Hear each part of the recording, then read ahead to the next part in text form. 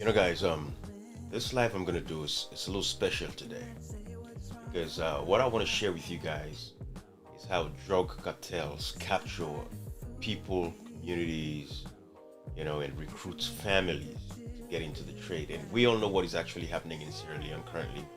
And I saw this publication that I think I want to that prompted me to do this live to put this together. I saw this, you've seen a lot of articles about drugs in Sierra Leone. So 22 cartons of cocaine found in fishing boat at Poti Wharf, Kisi Police Division implicated. So this is a publication that is done by Voice of Sierra Leone, sponsored by AfriCell. All right.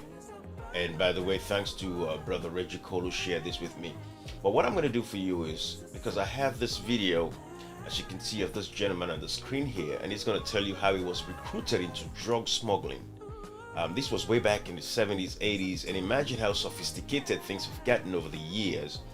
But I just want you guys to understand what we're dealing with and what we're up against, because it's a lot. And we have a responsibility to talk about this because Sierra Leone is a narco state. Sierra Leone has been infested and infected. And the more I do this live and show you the video of this gentleman, and from Matthew Cox, that's his YouTube channel, he's also on Facebook, the more you listen to the situation of this gentleman, then you begin to understand exactly what we're dealing with. And the reason why this is important is, if you guys remember, the government of Sierra Leone at some point, they kind of banned, fishermen, from fishing around the Tombo or area or any area where they do a lot of fishing, from fishing. They said they want to allow some of the they gave an excuse, and I think it's best if I can show you guys exactly what it is so you guys can see what I'm talking about. But the government, they gave an excuse as to why. Out of work fisherman Almami Sharif mends his fishing gear, looking forward to when he and his crew can return to sea. Now, with no other source of income, he says he doesn't know where his next meal will come from. Where will you go see? What we get from the sea is what we use to take care of our families. We have no reserves to fall back on. Many families can't feed well, pay rent, or children's school fees. And it's only a week into the month-long fishing ban imposed by Sierra Leone's government. All right. So I wanted you guys to see that so you guys can understand what we're dealing with, all right? So this was when, the government of Sierra Leone, decided to ban fishing, they said for a month because they wanted to preserve, the marine life, right? So I want you guys to see all of this stuff that I'm putting together so it comes together, because when I listen to this interview, like I said again, from, this man right here, which we're going to listen to, you would understand exactly what I'm talking about. Because I don't want to implicate our fishermen or, the fishing communities across Sierra Leone. But when I listen to this man, it kind of made me put two and two together and say, what if the fishermen in these fishing communities have been co-opted into this drug smuggling operation? Because if you know anything about this drug smuggling thing, what is actually happening is the big boats stay far out at sea, and then the small boats go and offload from these big boats and bring it to shore and do whatever they have to do. I say, when within that time period when there was this ban, who knows if what these guys were doing was to block other fishermen that are not part of the scheme. Probably before they implemented the ban, they might have recruited a few fishermen around these communities to say, hey, listen, this is what's going to happen. Either inconspicuously, they did not know what is happening. And again, when I put the start for us to listen to this gentleman here giving this testimony of how he got recruited into drug smuggling, you will see exactly what I'm talking about. So what is it that probably, who knows if the government of Sierra Leone at that time, they knew what was happening, because the fishermen probably were getting wind of what was actually happening out at sea. Maybe they were actually seeing everything that was going on, and for them to stop them from doing that, So probably they decided to do a ban because they don't want him to expose the kinds of things that they've seen out at sea. I hope you guys are catching the drift. So this morning when I woke up and my brother Reggie Cole, shared this with me, I was a little bit flabbergasted. And by the way, if you don't know Brother Reggie Cole, this is him. He does his WhatsApp audios as well. Master Dream Builder, great guy, perfect audios. Everything that it takes to empower the minds of young people to aspire and strive to make a better living for themselves. But we'll get there.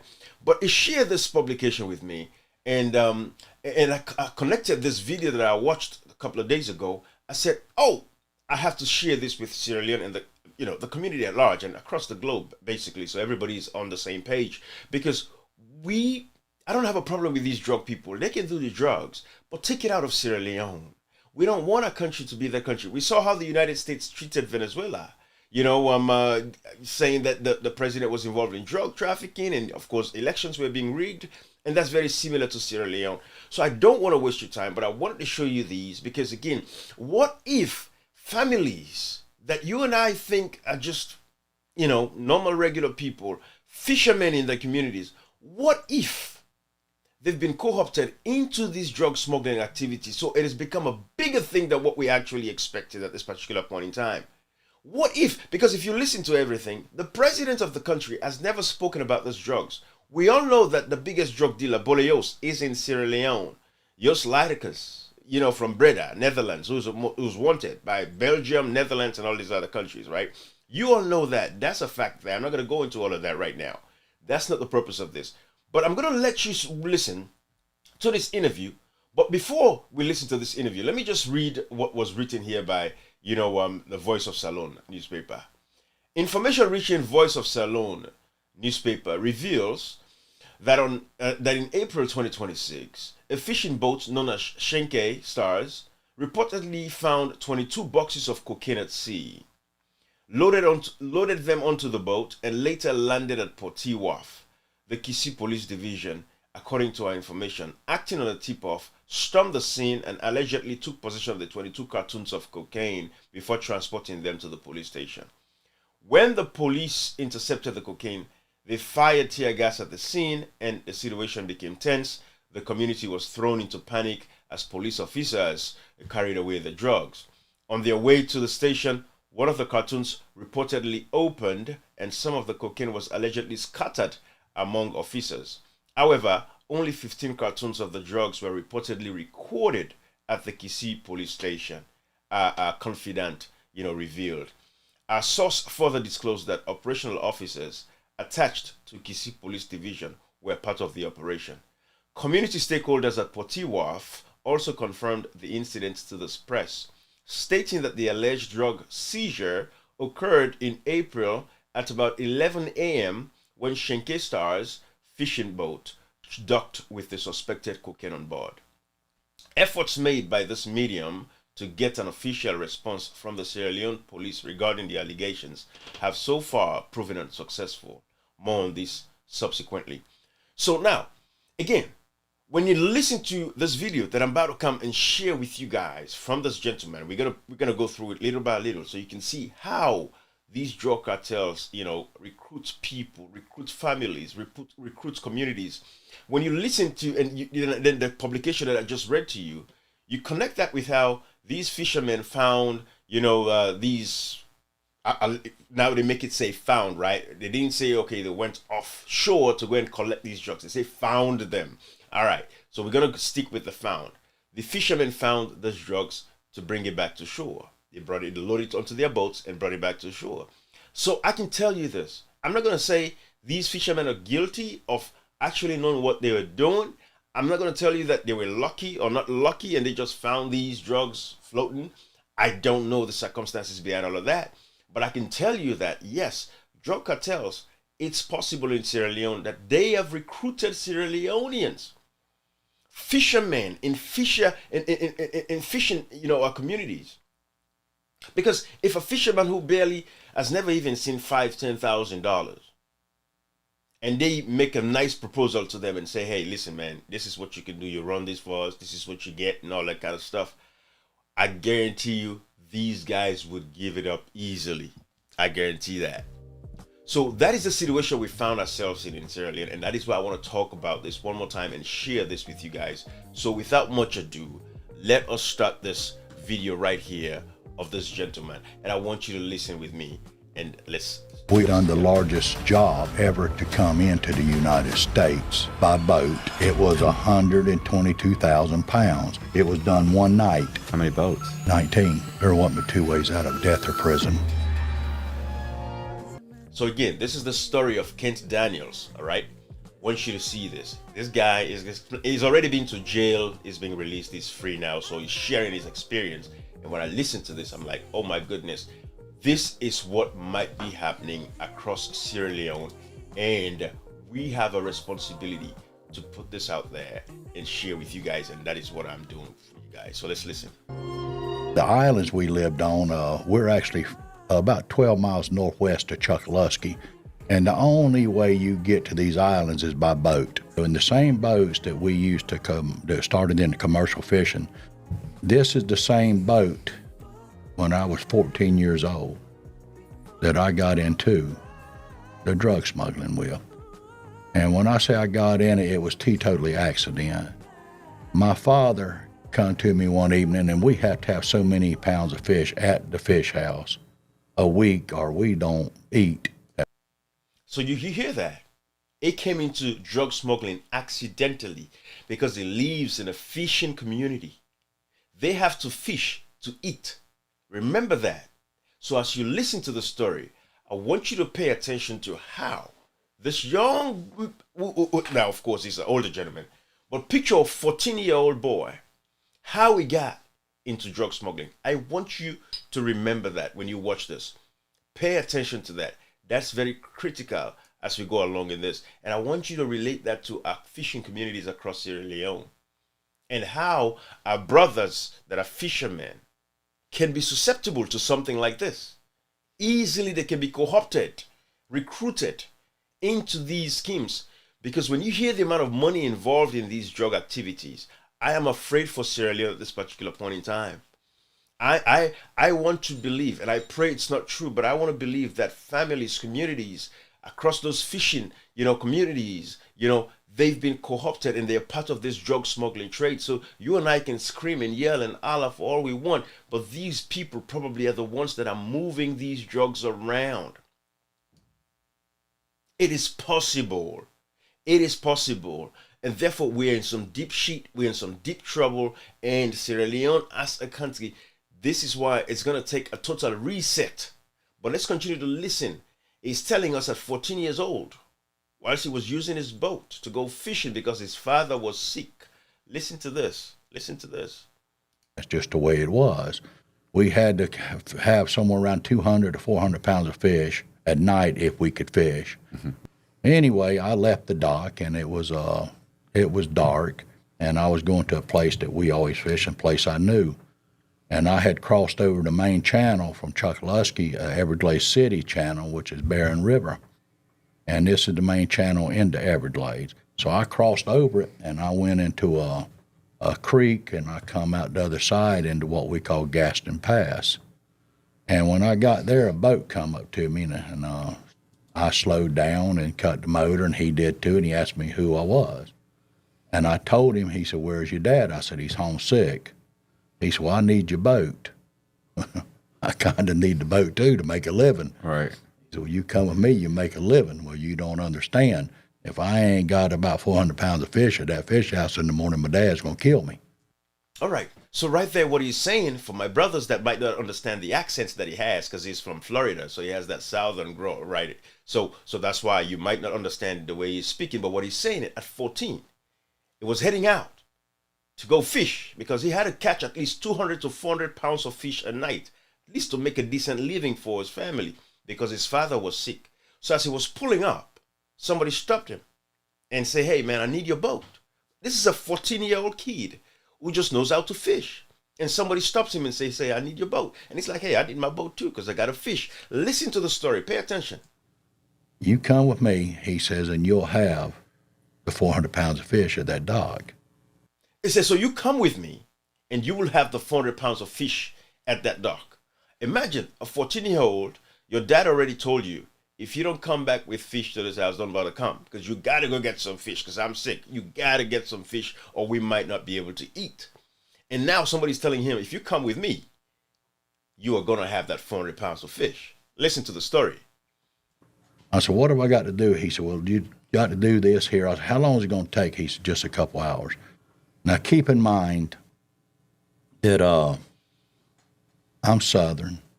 This is my elder, and he is one of my dad's cousins. Again, this is a young kid. The man who actually got him into this whole thing now is his dad's cousin. So, of course, he's going to listen to the instruction of what the cousin of his father had to tell him, right? That's his uncle, more or less, right? Because it's his father's cousin who was on the other boat that met him and told him that, say, hey, I need your boat. And he says, hey, I need the boat too. He says, no, don't worry about it. I'll get you that 40-pound fish. You just have to do what I'm asking you to do. And that is where we're going. So listen to this. Because I want you to connect this with what is actually with Sierra Leone at this particular point in time. I don't hear the fishermen crying no more. I don't hear them crying anymore. We don't hear those communities, people raging as hell or nothing. Everybody's quiet. Everybody's quiet. What is the problem? What is the concern? It is just you and I, probably mostly in the diaspora, that are talking about the drug epidemic in Sierra Leone. But what if these communities have been bought and they've been silenced and nobody's talking anymore? They are part of the trade. And you want to trust these people. Listen to the story. This is how this young man back in the day was co-opted, recruited into drug smuggling. Listen to this. Sierra Leoneans, pay attention. So you knew him? Oh, yeah, I knew him. So it wasn't some stranger? No, it wasn't a stranger. But to tell you the truth, I didn't know it was even going on. Didn't know what it was. Right. And I just knew he needed the boat, and he looked at me, and he told me where to go, and he handed me his hood, ski mask, if you call it, and the one that's got the eyes and the mouth in it. And he told me, he said, when you get here, he said, wait on a light to blink off the boat. He said, go to that boat. He said, put the hood on. He said, I don't care if you see somebody you know, if you hear somebody's voice, you don't know them, you don't speak. He said, well, they'll get done. He said, they'll tell you what to do, where to go. And they did. And when it got done with the boat, they sent me in. They told me to go into Chuklusky Bay and be behind this island here when I seen a light blink at a bridge to go to the Chuklusky Bridge. And I done it. When I got done, he told me to go off into the bay, bail water in the boat, and almost sink it, and bail the water back to get the residue out of it. Oh, okay. You guys, you're listening to this. This is a 14-year-old kid that he did not even know. It was accidentally he got into this whole thing. So he has made the delivery at this point, and they told him now, to clean the boat up. Basically, they say, put a lot of water in the boat, like to wash the boat from the residue of the cocaine or the marijuana that he was smuggling, whatever drugs he was smuggling, right? So, of course, he's doing all of that. But continue to listen to the story because I want to connect the dots, because my concern is the whole of Sierra Leone has been co-opted. The whole of Sierra Leone are into these drugs. These fishing communities, they are silent. Nobody's talking about it. We have to investigate this to find out and know more, because it is a possibility that these communities, because just like the story that I shared with you, that was shared to me by my brother Reggie Cole from Voice of Sierra Leone, this 22 cartons of cocaine found in fishing boats at Poti Wharf. So what is the possibility that all of these wharfs have been overtaken? What's the possibility? It is likely possible. These people don't require a lot of money for them to sustain themselves. Drug dealers, these guys are playing with hundreds and millions of dollars. And they can buy these fishing communities in no time and take over these old communities and take over families, recruit them into all of this thing. And now you are out there, blowing smoke about the drugs, and they are silently reaping from it and wouldn't say anything. And they could be the ones that could actually hurt you if you are, an antagonist against the drug trade in Sierra Leone. So everybody has to be very careful now. Everybody has to be super careful. But listen to him, because he's about to go receive his first money. I want you to listen to this. So when you went, you skipped that part. You went to the boat. Yeah. They loaded it up with what? On it. Okay. Which was bales right on it. And when they got done loading me, they sent me into the bay to wait for the light to blink at the bridge. And when I got to the bridge, they unloaded us. Okay. Everything. I never left the steering wheel, which wasn't a steering wheel, it was a tiller handle. But I never left that motor. That's what I was told to do. When I got done, I still didn't have fish. Right. Now, you're talking a kid at 14 years old. I keep jumping from 13 to 14. There's a reason behind it. Okay. Because I was 13, almost 14. And as this story goes along, you'll understand that women are kind of funny, especially my mother. Okay. And 14 sounds better to 13. It sounded more, like closer to being an adult? I guess. Okay. Whenever I got done, I bailed the water out of the boat to get the residue stuff out of it, and I went on fishing. I had 200 pounds of fish, so when I come in, I went to the fish house to weigh the fish out. And when I got there, I stepped off the boat and I walked up there to the fish house guy and I said, look, I've got about 200 pounds of fish I need to weigh out. He said, you want me to put them with the 400 that you just brought in here? He said, or do you want me to put these on tomorrow's? Put them on tomorrow. Right. What difference would have made where we put them? But my mindset was on 400 a night, so put that for tomorrow. I didn't know if I was going to be able to fish tomorrow or not. So how am I going to explain this? So I got to the house and I fished and everything the next day. And about 3 days later, I come in the house and mother looked at me and said, son, Philip called for you, which was the cousin, right. Philip Goff. And I want you to come to his house. So remember, he has already made the first delivery unsuspecting at 14. It was 13 to be 14 years old. He already made the first, delivery of the drugs. Did not even know what he was doing. So now he has come home, of course, came with the fish, and your family could eat. And now he's getting a call. Philip, who is his uncle more or less, gave him a call. Now let's listen to what happened at that call. So I left the house. When I left the house, we live in one end of the Everglades, the far end of it, back towards Chokoloskee, and he lives in the center of town. So I go over to Philip's house, and I knock on the door, and I come walking in, and when you come in the door, left-hand side is a dining room. It's got a round table, and he's sitting there, and there's these bags all over the place, and there's money, and then there's paper, writing paper. And this is what the drug folks in Sierra Leone, if you guys would ever go into their homes to see exactly the kingpins that are operating the drugs, that's what you'll find. Money. These guys have money, dollars. And that's the whole thing, because even the women, they know. Because a lot of these girls, all they're doing is after money. All they're concerned about is money, money, money, money. And a lot of these girls know where the actual players are.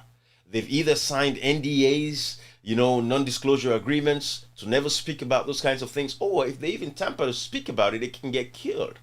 But these girls don't care. Sierra Leonean women don't care. All they want is the money's there. Let's go. I don't care how you make the money. You have the money. Let's do it. That is the mentality. And that is what I fear the most, that the whole country could be, for the exception of a few, but the whole country, especially the women, the girls, these young girls, watch their lifestyles. That is all they want. They just want fanciful things, beautiful things. They don't care how you get the money. They're not going to ask you questions. They know the key players. These communities, these fishing communities, they know what is actually happening because they've shut them down. Either they don't know unsuspectingly, like this gentleman who is 14 years old, so unsuspectingly, they don't even know what is actually happening. Or they know and they're part of it and they're protecting the drug trade in Sierra Leone. So it's becoming a bigger issue. It's embedded in the communities. And this is how a country becomes a narco state. And when people start eating that kind of money, because it's like for nothing money, man, it's going to be hard for you to tell them otherwise. In a country where the poverty level is so high, people are still making less than $2 a day. And now all of a sudden there's an opportunity and avenues opened for them to be having thousands of dollars in their pockets. Jesus Christ, what are you going to tell these people? They would die trying to defend and protect their means of income and their means of this newfound joy and wealth. So that is why I want you guys to pay attention to this. Let's continue to listen. Now they called him, told him where he needs to go pick up his cash. So he has arrived at the house. That's what he's talking about. And I'm breaking this for my brothers that might not understand the accent because it's kind of deep growl. But I'm breaking it down so you guys can see. Now it's like he's in the house of the person who's going to pay him for the first load of drugs that he delivered. Listen to this. And he sat in there, and I walked in. I says, you wanted to see me? He said, yeah. He said, and he grabbed this bag, a little beer bag that you put the beer and keep it cool. And he says, here's your pay. And he throwed it to me. I said, my pay? Yeah. He said, you get paid for that. And I said, well, how much is it? He said, 15,000. I looked at it, I said, 15,000. I said, I ain't never seen that much less heard of it. Now, you're a kid of 14. Mm-hmm. You got $15,000. You live at home. You got it, yeah. Picture that, guys. Picture that. A 14-year-old kid. This is in America. He's 14. Has never seen $15,000 cash, not alone think about it. But here he is. He's been given $15,000. $15,000 for the drugs that he delivered on the first run that he made. I want you to listen to this because we are taking this thing very lightly with this drug epidemic. But it's entrenched in Sierra Leone and it's going to entrench in Sierra Leone until it is cleaned. And that is why when the ICC is prosecuting Duterte, because they said he went far and beyond and he was killing people, but he was fighting drugs in his country because his country had gotten to a point where it was drug proliferated. So when Duterte, came into the Philippines and became a president, he said, I'm going to eradicate these drugs. And he had no mercy for anyone dealing drugs. It doesn't matter how big you are or how small you are. You're the guy in the corner who's selling drugs to people. He was killing all of them. Now he's at the ICC, he's being prosecuted. However, you have people like the Julius Maada Bio in Sierra Leone who has had so many cases filed against him for human rights abuses. He is free. He's there. Karim Khan could not sum up the courage to indict this man for crimes of aggression, for the Makeni massacre, the Pademaro Prisons massacre, the Tombo killings, the Lone Star, all of these places. We saw what happened in Sierra Leone. Evangelist Samson, the assassination of that young man, it was uncalled for. It was totally unnecessary. Those are crimes of aggression, crimes against humanity. So you're listening to a 14-year-old at the time. This man was 14 years old. Back in the late 70s, 80s, it was 14 years old. $15,000 cash in his hand. Let's listen to how confused he is. Listen to us. You got to hide it, right? You can't walk around with it. I start going back to the house, and I'm sitting there, my mind is racing. You can come up with many things of what you're going to do with the money, how you want to do it, and everything else. Yeah, but you got to hide it all from your parents. That's you can't it. show up with a new bicycle. You can't show up with a new vehicle. You got to explain. So I got into the house. I took the bag of money and I stuffed it in my pants. And when I come in the door, now let me paint the scenario of the door that I'm talking about. It's a mobile home. The mobile home faces the water. So the front door is actually where the back door should be because they wanted the front door to face the bay. The back door, which was when you come in it, you come in a kitchen table to the right, to the left is the kitchen. Go forward just a little bit and there's a hallway. It goes down to the bedrooms. And if you turn to the left, there's a living room. So I come walking in and I went on back to the bedroom. And I looked and I said, okay, I put it in the jacket pocket. Can't put it in the jacket pocket. Mother will come in there, go through everything if you wear the jacket one time. So you're listening to him now. Now he's home with the $15,000 and he's trying to hide this money. Why am I painting this picture and why do I want you guys to listen to this? Picture a fisherman in Sierra Leone who has never seen $5,000. All he does is go out with his canoe out there, get some fish, bring it, they sell it. Probably they get like, 5, 10, 20 million. But all of a sudden one night, they say, we want your boat. Imagine a fisherman say, let's take Porti Wharf, let's take Tombo, let's take these, fishing areas, right? And they call a fisherman and say, we need your boat. And now, all of a sudden, you have to, they're faced with this kind of proposition to receive $15,000. Picture what's racing through the mind of that fisherman. Picture what's racing through the mind of that fisherman. Listen to this. That's mothers. They always cleaned. So I took and I lifted up the mattress on the bed and I put it under the mattress. And I'm sitting there and I said, I can't do that. Once a week she comes here and flips the dang mattress and, does all this air this, that, and air that out. So I'm sitting there and I'm sitting on the end of the bed and there's two of us boys. And there's a dresser ahead of me. There's 3 drawers on this side and 3 on this side. And I'm sitting there and I take the top drawer out and I'm feeling around up there and trying to figure out any place to hide it. There ain't. So I put that one back in and I pulled out the center and was feeling around. So, man, this ain't a place. And I'm sitting there and I took the bottom drawer out and I just sat back on the bed and I'm looking, trying to figure out what to do with this. I look down there, here's this little piece of plyboard on the bottom of it. And I'm thinking to myself, okay, that's a good place to hide it. And we've always toted pocket knife. I still got one on me now. So if you're going to be a fisherman, you had to have it. Guys, we cannot make this thing up.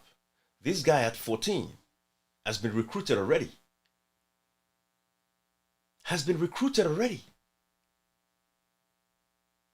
And he has received $15,000. A 14-year-old child receiving $15,000. Picture that in Sierra Leone. Remember, this government of Julius Maada Bio came to power. The economy is not working for the people. So picture these guys come around and give a 15 or a 20 or a 30-year-old man, we're going to give you $1,000 this night. Just go out in the sea. We'll let you know what to do. Probably that is why everybody is quiet across the country. The people are not. You would think that for something like this, certain countries, like if you take Senegal would have erupted if they know that the president. Imagine Senegal knowing that that the daughter of Demafai in Senegal, the daughter is dating a drug lord, and now they are bringing drugs and all these drug activities is going on in Senegal. Senegal would erupt because that's the kind of people who they are. They would not tolerate this. I'm using Senegal as a great example because that's the country I've seen where the young people in the communities, because of course they're predominantly Muslim, and they are very, they know what they're up to. They have their heads on their shoulders. Unlike in Sierra Leone today, you see the young people celebrating Arsenal to the point that they are organizing carnivals, supporting Arsenal. The same young people that would tell you that they're not allowed to protest anymore, but they're organizing carnivals. They're marching the streets to celebrate Arsenal, not just to watch the games. It's one thing you're watching the game, you have a team, you have a player that you like. That's okay. But to go and organize carnivals to support Arsenal tells you how hopeless the population is. But this man is explaining at 14 years old how he got exposed into drug smuggling. What makes you think for a kid in America where we have dollars already, what makes you think in Sierra Leone these young men, young women who have never seen a dollar held $100 in their hands, and all of a sudden they're telling them that I'm going to give you $15,000, $10,000 to make this run. Once you make this run, go over there and go get your money from this place. What makes you think these people would not follow suit? What makes you think they will not follow suit? So this 14-year-old now has $15,000, is trying to find a way to hide this in the house. So the only thing I would say in Sierra Leone today, just neighbors have to be looking at neighbors whose lifestyle is changing. Things have not drastically changed in terms of, say, they found a new job or this and that or whatever the case is, but their lifestyle has changed. I think that's the only way you can measure what is actually happening within families and communities at this point. There were times when, things are very hard and difficult. Everybody knows the father is unemployed, mom is unemployed, but the family is making a living. You see some of the cars that are being driven across Sierra Leone today in Freetown, the capital city, and in the provinces as well. You see the amount of houses going up. You see your neighbors living a certain lifestyle that you know that this is questionable. Because we know in this part of the world that we find ourselves to, when your neighbor, starts living a certain, lifestyle, you see them, what is he doing with the Ferrari, in this neighborhood? What? You ask questions. It's none of your business, but you get concerned because you know that in this, we should not be. But anyways, picture in Sierra Leone, people getting $5,000 for a run. A fisherman knows that I don't even have to fish anymore. So when the government comes and says we're putting a ban, it means nothing to the fishermen, because the whole goal of them going to fish is to make money. And if all of a sudden they don't have to worry about fish, they know that all you got to go and go collect stuff and bring it to shore, you getting every run you make is $2,000. Why would the fisherman bother about fishing? Why would he complain about fishing anymore? So these are the questions that we have to ask as Sierra Leoneans to get to the bottom of this. Because like when I watch the story of this gentleman, as he shares the story, my brain goes tuck, tuck, tuck, tuck, tuck. I'm like, whoa, this is how powerful these guys are. So listen to this man as he shares his experience as a 14-year-old boy who got his first $15,000 and he's struggling to keep the money in the house. Listen to him. So I took the pocket knife out and I pried up that wood, and boy, that's a nice place. I took it and I put it under it. And when I was at Phillips and he paid me, Philip looked at me. He said, I've got a job going on tonight. Do you want to be on it? And I looked at him, and I swear to God, my head was shaking no. But my mouth said yes. Do you guys know what just happened there? This was the next night. After he has collected $15,000, they tell him again, say, hey, we have another job this night. Do you want to be a part of that? In his mind, this 14-year-old boy who does not really know what is going on, in his mind is saying, say no. But his mouth said yes, because when he thought about the 15,000 and might get another 15,000 again, that's going to be 30,000 for a 14-year-old boy. Well, picture a Sierra Leonean, a fisherman, or anyone in Sierra Leone. That's why you hear the police officers, the military, the president of the country himself cannot even condemn the drug epidemic that is currently going on, because his daughter, Agnes Bio, is dating Boleos, the drug dealer. Picture what they do. So it's from the top. They've captured the top. Who are the little people underneath that would not be captured, that have never seen pounds or dollars, euros, and they're spraying them with these kinds of money? All you got to do is go out, get the drugs from the big boat, bring it to shore. You also recently with the 30 plus tons of cocaine that was captured by the Guardia Civil of Spain, the police officers. Picture, now this young boy at 14, his mind is telling him, man, I don't want to do this. But his mouth said yes, because it's money. The power of money is something that it takes the grace. It takes grace to resist money, especially when you're going through things. Like this boy, their family is poor. They rely on fishing. If they don't fish, they don't eat. So picture a Sierra Leonean in your community, and they come with a proposal. Say, man, listen, you get $1,000, just move this for me. You get $2,000, you get $10,000. Picture that. That is how these drug cartels recruits these communities, because they know we're vulnerable. When Boleos was in Turkey, Boleos used to pay $1 million a week for his protection. €1 million, I think. €1 million or $1, either way, for a week for protection.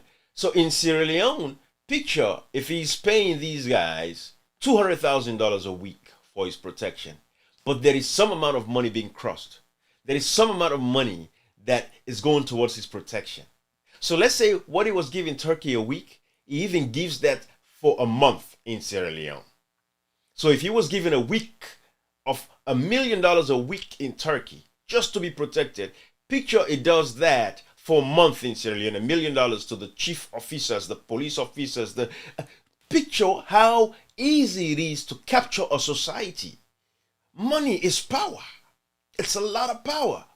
Even some of you guys, or some of us in the diaspora, you get sucked into that kind of money. I'm guarantee you, it takes the grace of God and will for you to say no to that kind of money, because it's for nothing. For nothing money. So picture a 14-year-old, his mind is telling him say no, but he said yes for the next job. Let's listen. Listen to the next job. So I had to look at Dad, and I said, Dad, look, if you don't mind, I says, I need to take the boat. I said, I done good the last time. I said, if you don't mind. No, go ahead, son. Well, I done 5 or 6 jobs this way, and Right. Dad and them never knew it. Now, I'm assuming that Philip cannot tell your father that he's involved you in this whole thing. Dad would not be okay with that?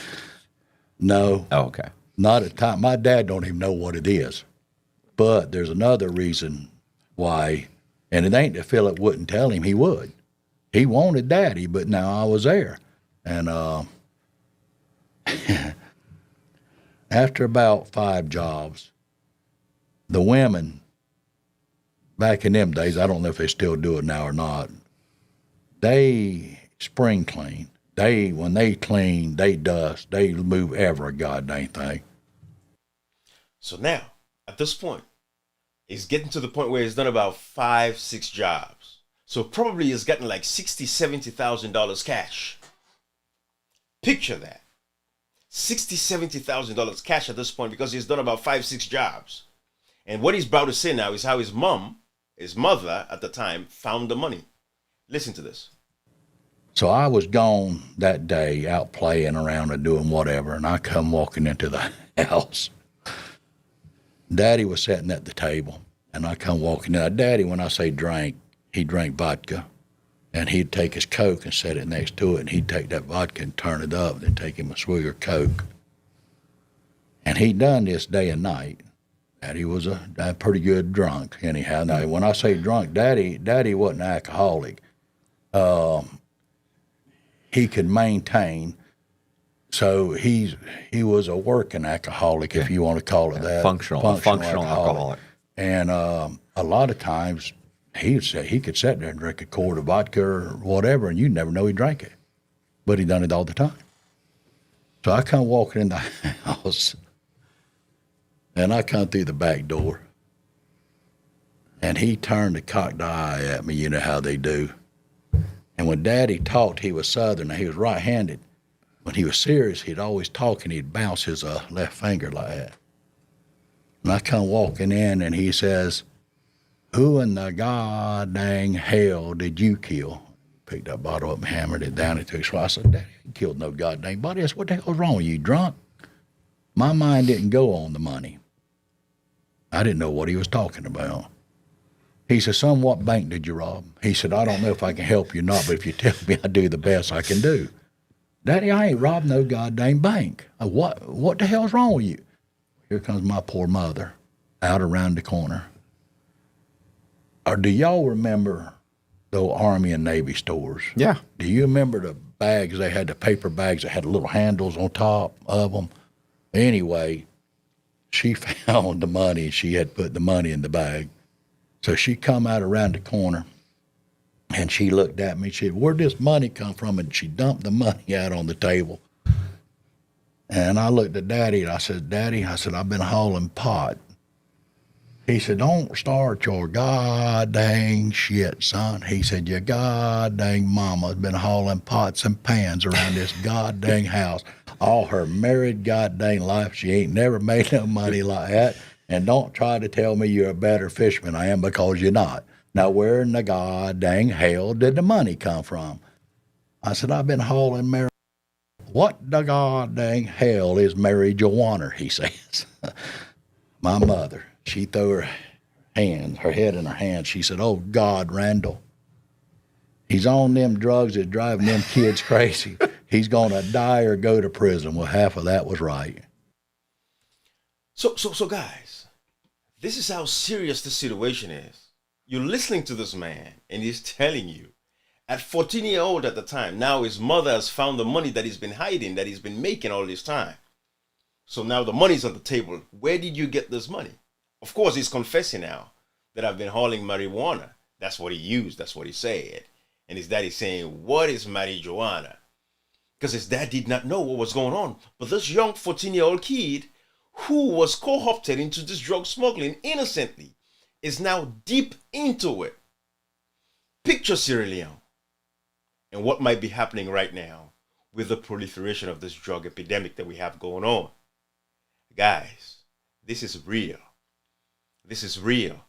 I believe, and please, God, prove me wrong, but I believe families, communities in that country have been co-opted into this drug trade. All you got to do is pay attention and look around your neighborhood, and you'll be able to see exactly who is benefiting, because you know everybody's income. We all know how the country is. Less opportunities for everybody. Those that work in government are stealing. It's only a few people that might not be engaged in these drug activities, but I can guarantee that this drug activity is proliferated across fishing villages and towns across that country, because that is why we hear silence. Nobody is complaining about anything. This story, when I saw it, and with the publications and everything that I showed up, that Brother Reggie shared with me, when I saw that, I said, my God, my God, my God, Sierra Leone is done. That's what I said to myself. I said, we are done. We are done. And people have to pay attention to stuff like this. So when you listen to the story, I think this is enough for what we need to say, hey, what are we going to do to end this? The APC in opposition are silent. Of course, the ruling government, their supporters are so blinded that if it was any other government in power going through these moments with the very bad name that Sierra Leone has across the globe, Sierra Leone is being discussed in classified settings in the United States. I know it's only a matter of time for them to clamp down, but I'm telling you that the damage that would have been done is going to be very hard to undo. And I know that in Sierra Leone, it is not only this Boleos guy doing this drug trade. There are other business folks in Sierra Leone doing this drug thing. But Boleos is the cover now that everybody is using as he's the one. No, there are businessmen in that country that are actually doing these drugs. They go to Mexico. They have contacts and connections in Mexico and all these South American countries as well for drugs. There are Sierra Leoneans who are stranded in Mexico, as I'm speaking to you right now, that got stranded because, of course, the border is now locked. Because, you know, Africans were beginning to use South America to come to America. But they closed out the border. The border has been closed, so nobody's coming through again. So a lot of Sierra Leoneans are stranded in Mexico. And they have incorporated themselves. Some of them have incorporated themselves into the drug trade, into the processing of these drugs. So there are business people. All you got to do is check their flights and how they travel that are actually into the drug trade. So the drug epidemic has taken over Sierra Leone completely. And it's going to take actions like what Roberto Duterte in Philippines did to clean up the drugs in his country for us to have Sierra Leone to get back to that point. But drugs is almost the main source of sustenance for a lot of families and communities in that country. I'm going to let these videos stand the test of time, because I know we can keep talking about this drug, keep talking and keep talking and keep talking and keep talking. But until every day and one day, everything manifests itself and shows up, and then you guys would see and say, oh, Ibrahim was saying this. And that is why I'm sharing stories like this with you guys, because I want you guys to see this and understand exactly what it is. This is tough. Let me skip this video a little further out now. Now that you've seen how easy it is to co-opt people, let me show you. Let me skip a little further and then let's listen to this together. I want you guys to listen. Now let me explain this to you. Well, if we went to Jamaica or to Colombia, the biggest part of everything was Colombia. They didn't bring it to us. Okay. They grew it and they packaged it. Somebody would go down and they would look at it and say, I need this amount. And they would take you to a field and they'd say, all right, this is this. And then if you smoked it, they'd let you try it. Right. So what he's talking about here is the marijuana trade, more or less, marijuana trade, right? It's how they get the contacts to buy the marijuana. Listen to this. And then you say, okay, this is what I want. Well, whatever you wanted out of this field, if you wanted 25,000 pounds, all right, out of that field, yours would come. Then at this point, you wouldn't be the only one. At this point, you had to figure out a boat of some sort to pick it up. A lot of times a shrimp boat, a lot of times one of the bigger crab boats. A lot of times it might be a freighter that's coming across. If it's a freighter or a bigger boat, we would have to go out into the shipping channel and pick it up. It might be 200 miles, 250 miles. At this point, Okay, so this isn't this. I'm in my mind. I'm picturing you just still in the Everglades or just outside the Everglades. You're going way out. Oh, I didn't realize that. very, very, very few times that we get to run 50 miles or anything like this here. If you got that close, they can bring it on to us. Yeah. But the Colombians didn't run the boats. They didn't come across. That was our people. And let's just say that a boat went across and he was coming back, a shrimp boat, trawler, or whatever.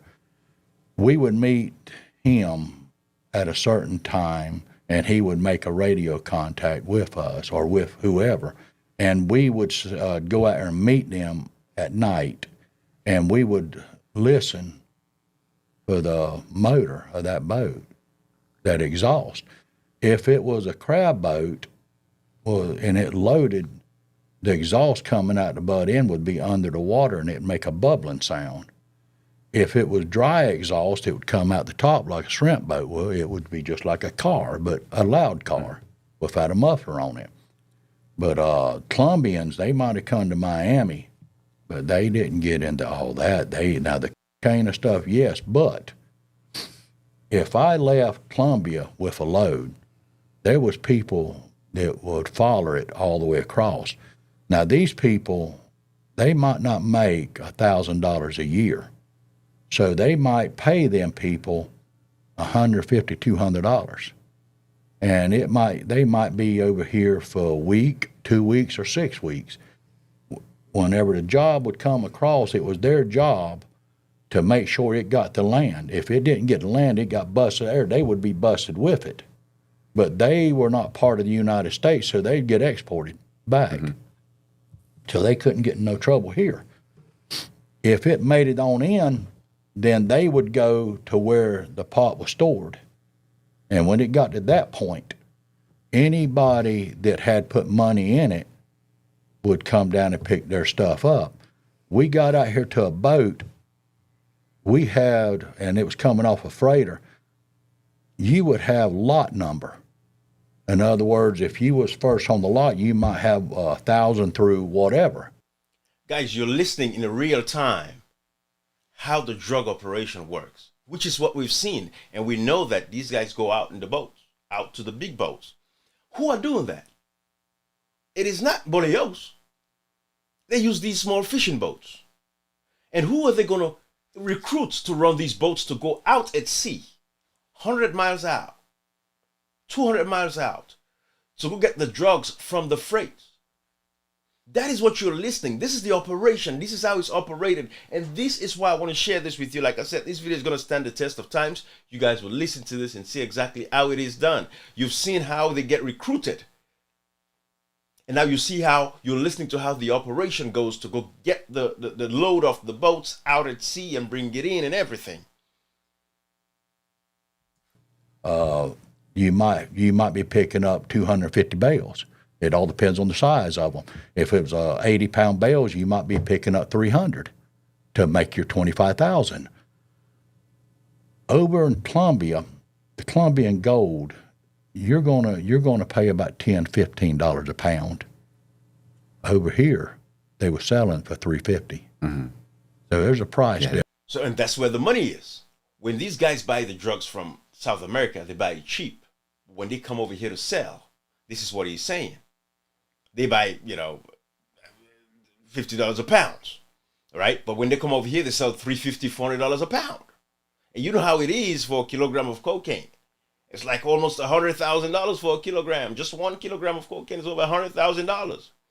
That is what this man is breaking down to you guys in real time, guys. And I want you to know how much profit these guys are making. And that is why they can afford to dish money to vulnerable populations that are experiencing extreme poverty. How can they resist these drug dealers?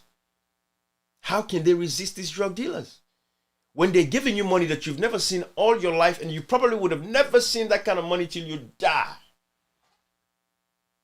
For a lot of our people, they would not see the amount of money that they're playing with now because of drugs. They would not have seen that kind of money till they die. Picture that. It's a huge, yeah. You know, huge. but the old myth about the Colombians, no, they was making their money that way, and they didn't make it all in pot, the kind of stuff, and that's what we refused to haul. And that we would not put anything on the boats at all if it wasn't. Guys, that's what I want to share with you. Again, I don't want this live to go long and long and long, but I really want you to see exactly what it is. And it is my belief that our communities in Sierra Leone have been co-opted. I strongly believe that our communities in Sierra Leone are vulnerable and they would be easy catch for these drug smugglers. Just like the story of this young 14-year-old at the time. This man on the screen here was 14 years old. This man was 14 years old when he got co-opted into drug smuggling. And he received $15,000. Do you think they have to pay a fisherman in Sierra Leone $15,000? No. $2,000 would do it. $1,000 would do it. $500 would do it. So, you know, let's pray for our country. But at the same time, praying is not going to magically just solve our problem. Action has to be taken. Prayer is part of our lives, but Africans make the mistake of just praying. And which is why it becomes an issue. Because you cannot just be praying and praying and praying. You know? So we have to pray and back it up with action. It's just like you cannot go to the exams believing that if you pray, you're going to have the answers to the questions. It doesn't work that way. You study and you pray for God's guidance and God's wisdom so that you could at least what you've studied, you'd be able to regurgitate what you've studied in that exam. But Africans pray, and back it up with no action. Sierra Leone today has a lot of churches. We have a lot of mosques. People are constantly praying, giving their money to imams and pastors. However, everybody's quiet. And that was why I decided to put this together for you guys. I'll let this video stand the test of time. But this is how the operation. For those that know what I'm talking about, they might be listening to this at some point, listening to this and say, man, this guy he's saying everything as it is. But for you that don't know, you have an opportunity, and you've had this opportunity to listen to somebody, a real life person that I showed you. This man is a real life. At 14, he got co-opted into drug trade. He has been to prison. He is free now, but he's sharing his story with us. But I'm using this as a case for you guys to see how easy it is to get our communities and get these people involved. So even when the government tells you that, they banned fishing for a month, man, it's rough, right? And that is the reality that I want you guys to understand, and that is what I want you guys to know. That's why I wanted to share this with you. So I'm going to leave it here Saturday. I got a few things I need to do, and I'm going to make some runs. It's the weather is coming up nice. I'm going to, clean my deck and do some power washing around the house a little bit, So I just want to say thank you to all of you guys, and make sure, you take care of yourselves. But our country is in trouble, deep trouble. And I believe that our communities across that country, have been swallowed, into this drug thing. I strongly believe that, the drug thing has taken over our communities. Just watch your neighbors, just see what they're doing, just see what they're up to. I think that's the only thing I can advise, that you do. Just watch what's going on. Watch people's activities. See who's living a lavish life. And they cannot explain the wealth.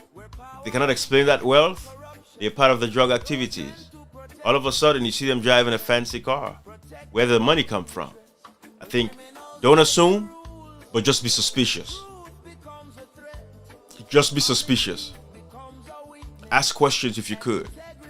I don't think it's a problem to ask somebody where they're getting their money from. Hey, what do you do for a living? But I can see that our communities across that country have been trapped. I strongly believe that. So as a nation, we have to say, when is enough going to be enough?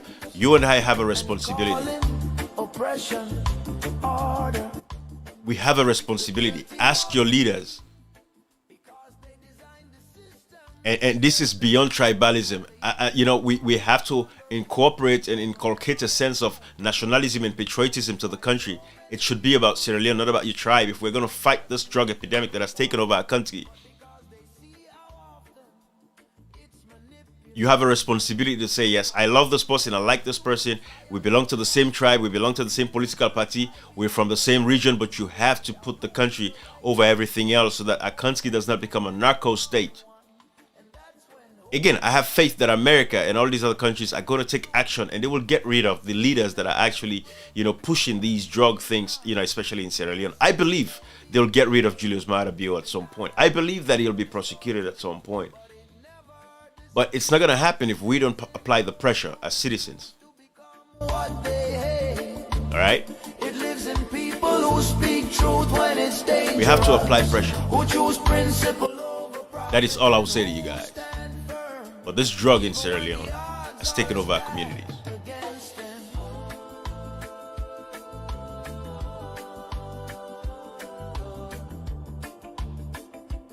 I see John is saying we need this discussion for downloading. Please send a copy to share.